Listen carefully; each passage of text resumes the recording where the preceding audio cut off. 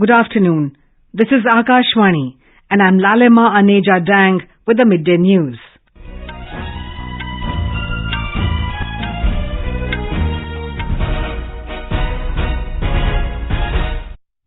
The headlines. Centre provides financial incentives to 12 states to accelerate power sector reforms.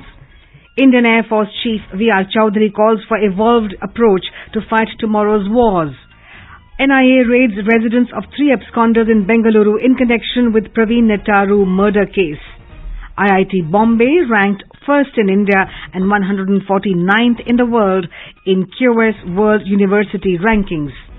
Annual Hemis Monastery Festival being celebrated in Ladakh with religious fervor and gaiety, and India beat Japan 62-18 to register third win in Asian Kabbadi Championship in Busan, South Korea.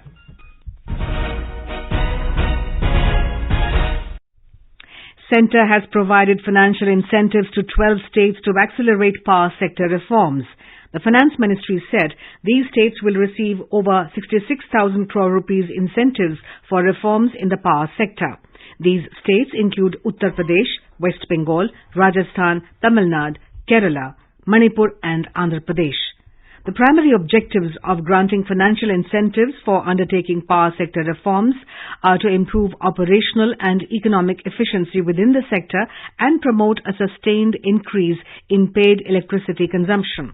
The ministry said, based on the recommendations of the Power Ministry, it has granted permission for reforms undertaken in 2021-22 and 2022-23 to 12 state governments.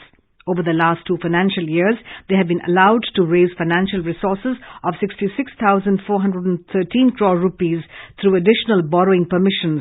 In the financial year 2023-24, states can continue to avail themselves of the facility of additional borrowing linked to power sector reforms. The ministry said an amount of over 1,43,000 crore rupees will be available as an incentive to states for undertaking these reforms.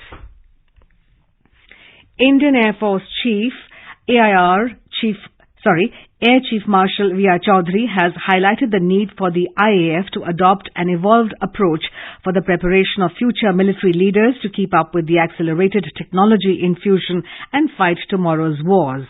Speaking at a seminar in New Delhi, Air Chief said the impact of new technologies on revolution in military affairs has made to set up and acknowledge the fact that new investments in military concepts would have to be made. He said, irrespective of the fact that the character of warfare is changing, the nature of work done by humans will continue to evolve.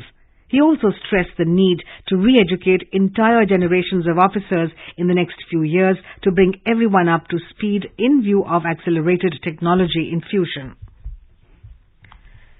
The National Investigation Agency, NIA, has conducted extensive searches at the houses of 3 absconding suspects in the case related to the murder of BJP Yuva Morcha member Praveen Nettaru by cadres of the Popular Front of India, PFI, in Karnataka.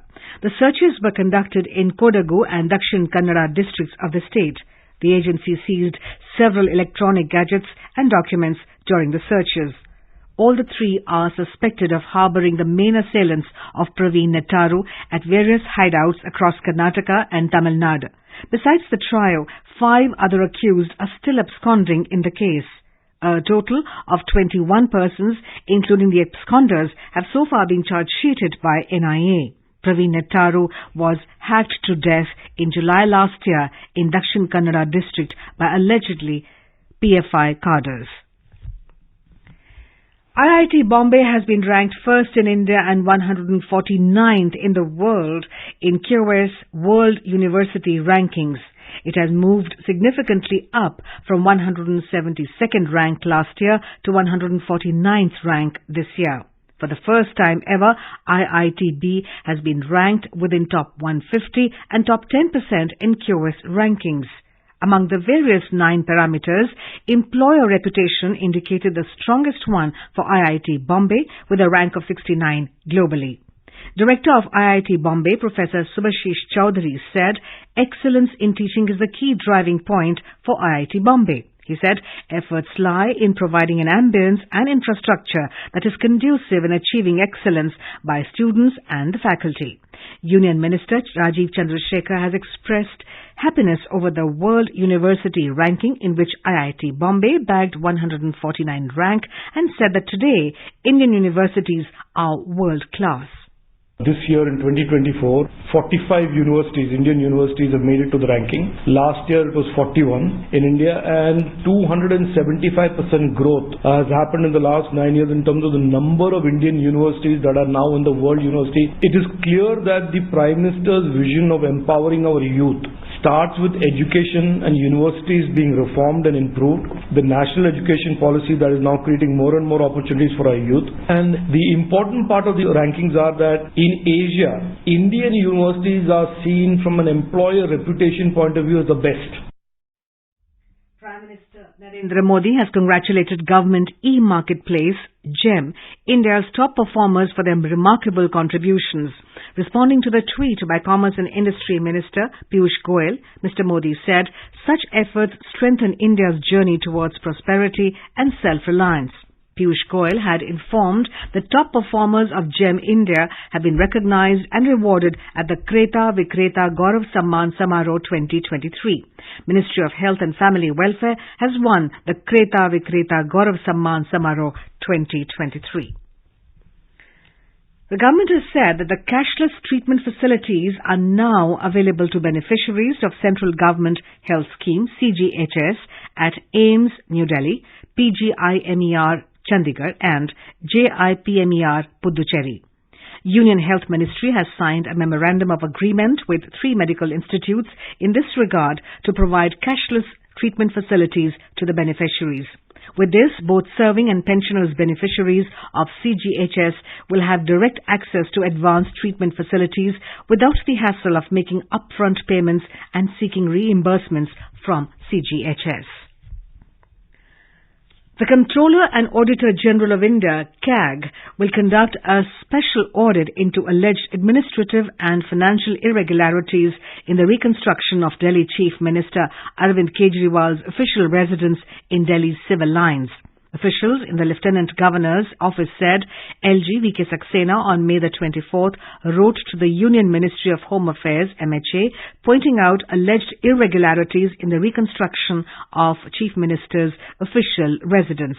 MHA recommended a special CAG audit taking note of LG's letter which flagged irregularities.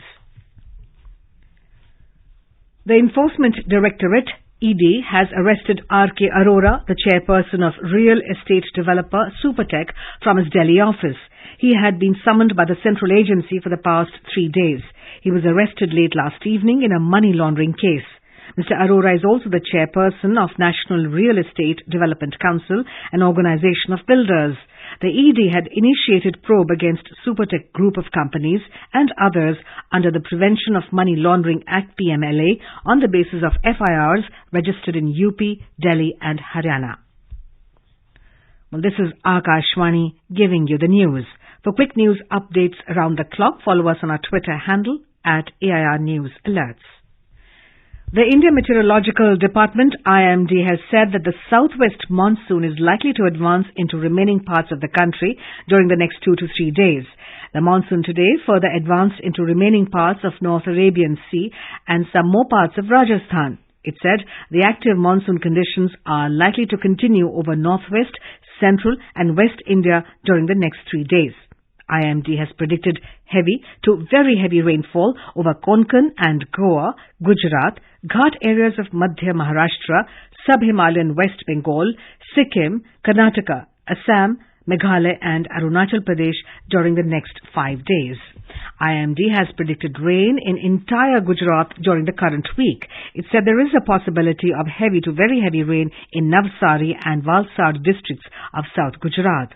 A deployment plan has been prepared by NDRF and SDRF to meet the monsoon rain situation, and all teams have been kept on alert mode. Our correspondent reports that various parts of Gujarat is witnessing light to moderate rain since morning. A weather watch group meeting was held at State Emergency Operations Center SEOC Gandhinagar under the chairmanship of Relief Commissioner Alok Kumar Pandey, in which the Relief Commissioner reviewed the monsoon situation in the state. In the meeting, Irrigation Department officials informed that out of 206 reservoirs in the state, 6 reservoirs are on high alert, 3 on alert and 1 on warning. NDRF and SDRF, according to the officials, a deployment plan has been prepared to meet the monsoon rain situation and all the teams have been kept on alert mode. In this meeting, officials from Agriculture, Health, Forest, Coast Guard, ISRO, Energy, Fisheries, Roads and Building, GSRTC, Air Force, BSF, Food and Civil Supplies were also present. Bharat Devmani, Akashwani News, Ahmedabad. In Ladakh, a 2-day-long annual Hemis Monastery Festival known as Hemis is being celebrated with great religious fervor and gaiety. Grand prayers, performance of sacred masked dances, an exhibition of thanka or mural painting is being held to mark the occasion of the birth anniversary of Guru Padma Sambhava. This centuries-old monastic festival is one of the major attractions for foreign tourists who visit Ladakh at this time to witness the grand Hemis Monastery Festival. Road Transport and Highways Minister Nitin Gadkari has said that the total length of the national highways in the country has increased by about 59% in the last 9 years. As a result of this expansion, India now has the second largest road network after the US. Addressing a press conference in New Delhi, Mr. Gadkari said the total length of national highways was around 91,000 kilometers in 2013-14, which has increased to over 145,000 kilometers in 2022-23. He also said that in the last 9 years, the increase in 4-lane national highways rose to about 2 times. The minister said that with the introduction of FASTag, there is a significant jump in the toll collection. जो toll हमको मिलता था वो 13-14 में वो 4,770 मिल रहा है और अभी टोल जो मिल रहा है वो 41,342 करोड़ है, यानी फास्ट टैग लाया है और आगे भी टेक्नोलॉजी लगातार बदल रहे हैं, तो इसके जो लीकेजेस थे वो भी दूर हुए और लोगों को भी उसमें रुकने का समय भी कम हुआ है और हम लोग अभी एक्सपेक्ट करते हैं कि हम 30 के पहले 1,30,000 करोड़ तक पहुंचेंगे। अभी टोल के ऊपर रुकने वाली तकरारें लगभग नहीं के बराबर है और इसको अब हम धीरे धीरे जो नई टोल सिस्टम लाने का प्रयास कर रहे हैं उससे वो 30 सेकंड से भी कम हो जाएगा। The key domestic indices hit fresh all-time highs today in the afternoon trade. The BSE Sensex was trading above 64,000 mark, while NSE Nifty was trading near the 19,000 level. Both stocks were up amid mixed global cues. Sensex jumped 595 points or 0.9% to trade at 64,011. Nifty gained 187 points or nearly 1% to trade at 10,004 a short while ago. Prime Minister Narendra Modi has congratulated athletes for winning 202 medals, including 76 gold medals at the Special Olympics Summer Games in Berlin. In a tweet, Mr. Modi said, in their success, the country celebrates the spirit of inclusivity and applaud the perseverance of these remarkable athletes. While India beat Japan 62-18 to register third win in Asian Kabbadi Championship 2023 in Busan, South Korea today. Sachin Tawar went for the last raid and came back safely to end the game in India's favour with a massive 44-point win over Japan.